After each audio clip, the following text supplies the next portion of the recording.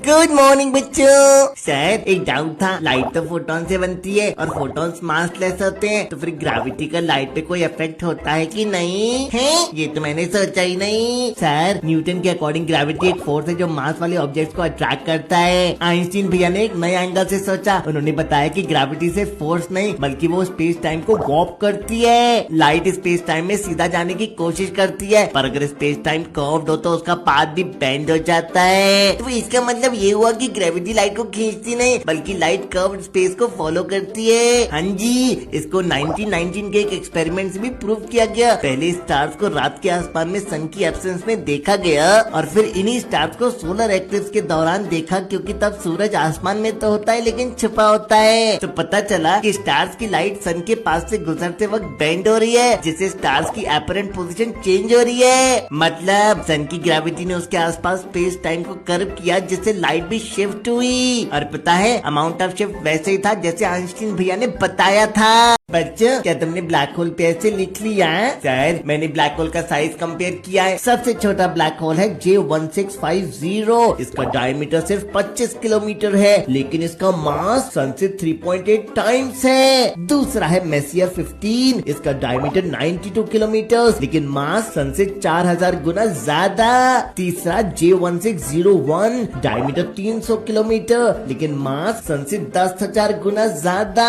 अब हमारी गैलेक्सी के सेंटर का बॉस सेजिटेरियस ए स्टार। इसका डायमीटर 23 मिलियन किलोमीटर और मास सन से 4.3 मिलियन टाइम्स ज्यादा।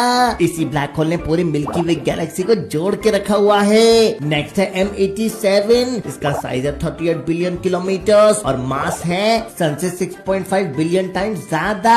ये वही ब्लैक होल है जिसका फोटो पहली बार निकाला गया था। और अब यूनिवर्स का सबसे बड़ा black hole TON 618 the real space monster, size 390 billion kilometre और मास 66 बिलियन टाइम्स ऑफ आवर सन। बच्चों क्या प्लैनेट्स का पुनर्जन्म हो सकता है? सर कल रात की उतरी नहीं क्या तक? अरे पुनर्जन्म का मतलब प्लैनेटरी माइग्रेशन है। उनका ओरिजिनल फॉर्मेशन का स्पॉट और करंट लोकेशन अलग होता है। देखो प्लैनेट माइग्रेट करते हैं, पर इसके एग्जांपल्स तो हमारे सोलर सिस्टम में ही हैं। जुपिटर और सैटर्न की ग्रेविटी के खेल ने पूरे सोलर सिस्टम का डिजाइन बदल दिया था। जुपिटर पहले अंदर की तरफ आ गया था, फिर सैटर्न ने अपनी ग्रेविटी से उसे पुल बैक कर लिया। इससे मार्स छोटा रह गया और एस्टेरॉइड बेल्ट बन गई। मेरी ग्रोथ का बदला लूंगा जुपिटर सैटर्न। यूरेनस और नेपट्यून को मत भूलना। मैं पहले सैटर्न के पास था, लेकिन एक बड़ा शिफ्ट करके मैं पीछे आ गया। पहले मैं यूरेनस के आगे था, फिर हम दोनों ने ऑर्बिट स्वैप कर लिया और मैं सबसे पीछे पहुंच गया। इन दोनों के माइग्रेशन से सोलर सिस्टम के बाहर का एरिया यानी कुइपर बेल्ट सेटल हो गया था। इतना ड्रामा क्यों हुआ सर? प्लैनेट माइग्रेट करते हैं और अपनी नई जगह पर बसते हैं, जैसे एक नई जिंदगी शुरू कर रहे हो।